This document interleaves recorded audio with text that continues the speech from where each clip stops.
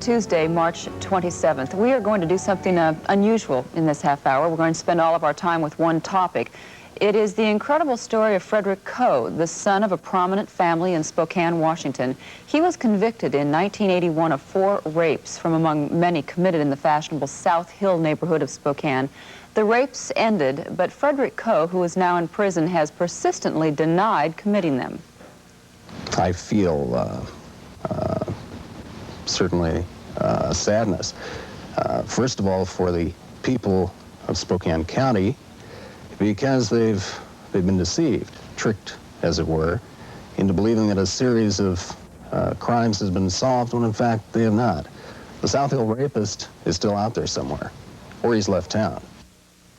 The story took another bizarre twist after Coe's conviction, when his mother was convicted of hiring a hitman to kill her son's prosecutor and the judge. In a few minutes, we'll talk with a man who has written a detailed book about the case, and with Frederick Coe's best friend, and with his father. But right now, 1:30, Steve Bell in Washington with the news. Steve? Thank you, Frank. Good morning, everyone. Voters are casting their ballots this morning in the Connecticut Democrat. Now, Dave Murray, what about the weather? Can you finally get spring? No, unfortunately, no, not in the Northeast anyway. Some places down south, pretty good shape, but this family, right after this from FTD.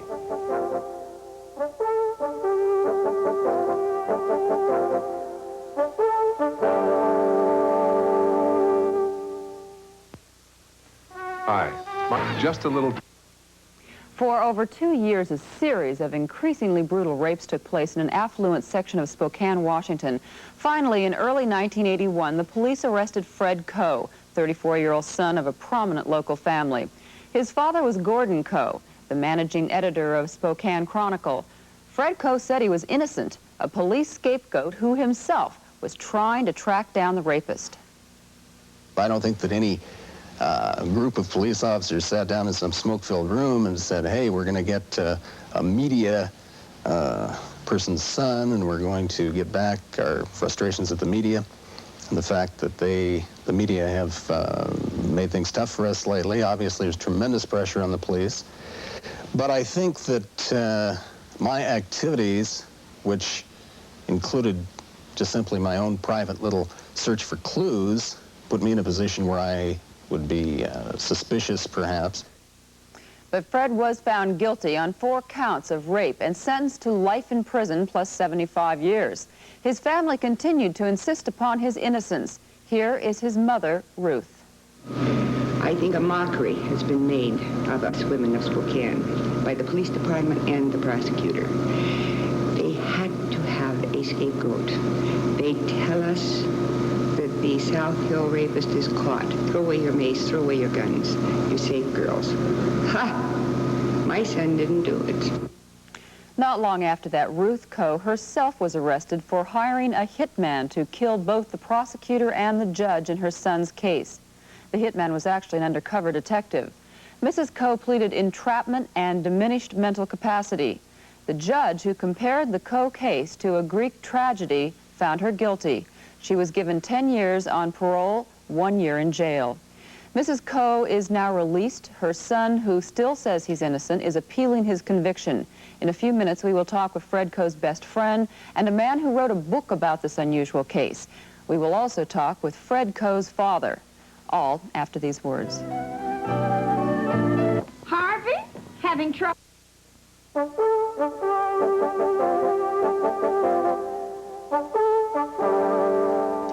And now for an update on the unusual case of Fred Coe, the convicted rapist from Spokane, Washington, who is serving life in prison, and his mother, Ruth, who tried to get the judge and prosecutor in that case killed.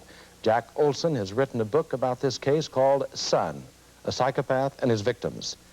D.J. Williams has known the Coe family for about 25 years and was Fred's best friend for most of that time. And gentlemen, we thank you for being with us. And Jack, let's open with you. You did not interview Fred nor the family. Would you tell us why?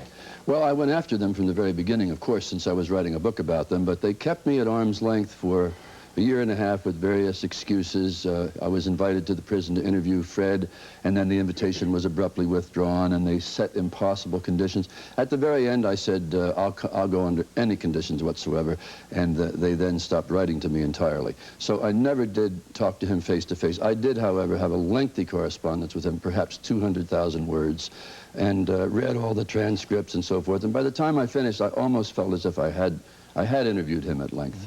You get so close to something like this. In the title of your book, you call Fred a psychopath. Explain, please. Well, the first person to call him a psychopath was his own witness at his sentencing hearing, Dr. Robert Wetzler, who's perhaps the best-known, most respected psychiatrist in that part of the country, who had himself run sexual psychopathy programs, took the stand for Coe and said that Coe was a psychopath, said that Coe had confessed, in fact, to one of the most brutal of the rapes. I called Dr. Wetzler. I talked to 150 people, and Dr. Wetzler was one of them, and true to his ethics, he would not discuss Coe, since Coe was his patient.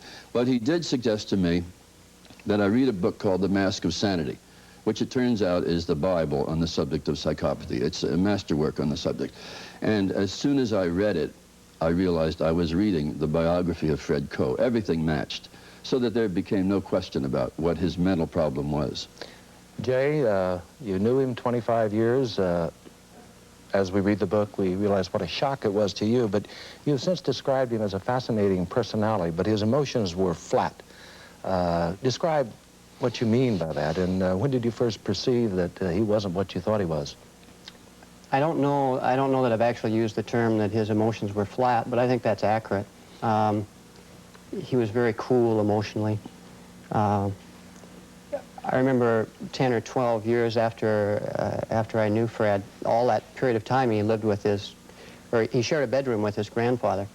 And one time he came over to my house and he had a shaving kit with some toiletry articles in it and some used razors. And he wanted to go downtown and hawk them. It was only worth a few dollars. But I said, sure, I'll go down with you. And I said, where'd you get it? And he says, well, it's my grandfather's. And I said, well, isn't he going to need them? Does he want to give them up? And he said, no, my grandfather died 2 weeks ago. Didn't I tell you? But he hadn't told me.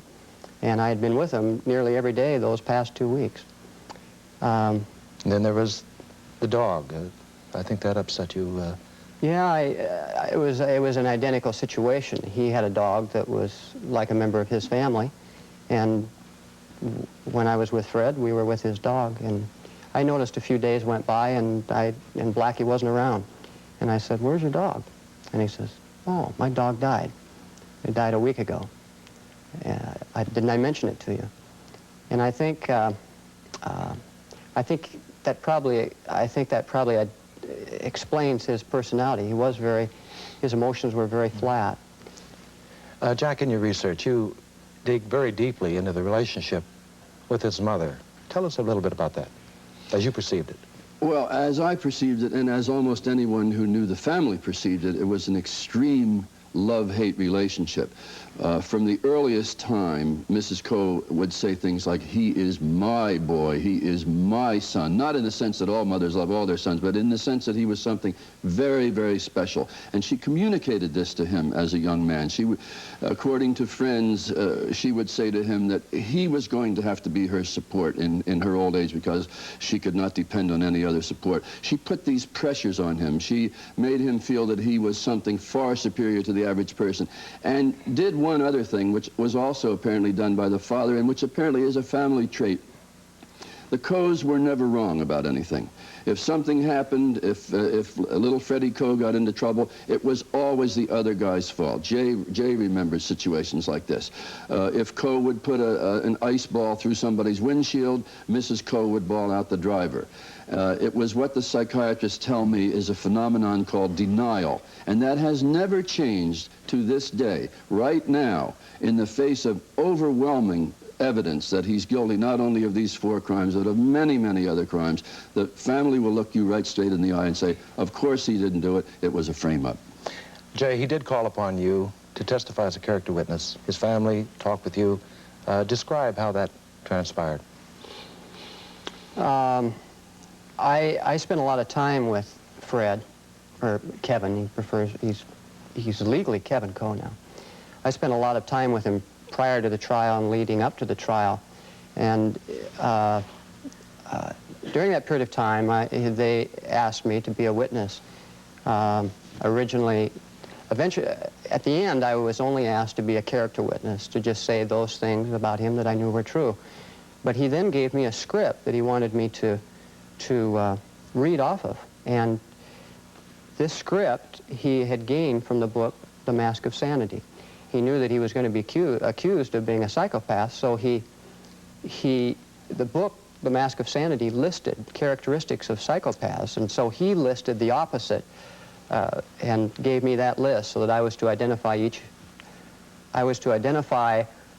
to the court characteristics that were opposite of a psychopath and attribute them to him. In other words, he wanted you to lie. And ultimately I said, in fact, out of Christian conscience, I couldn't.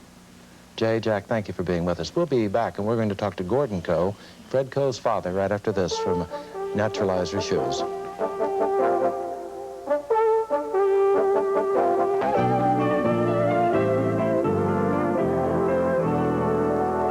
Gordon Coe is the father of Fred Coe, the man convicted of 4 rapes in Spokane, Washington in 1981. His wife, Ruth, is on parole now for trying to have both the judge and the prosecutor in that case killed. At the time that his son was arrested, Mr. Coe was the managing editor of the Spokane Chronicle. He is now retired. He's with us this morning. And if you could, sir, I know it's a very trying time. You requested you come on the show today. Would you perhaps throw light and perspective on the relationship between you, your wife, Ruth, and your son, Fred?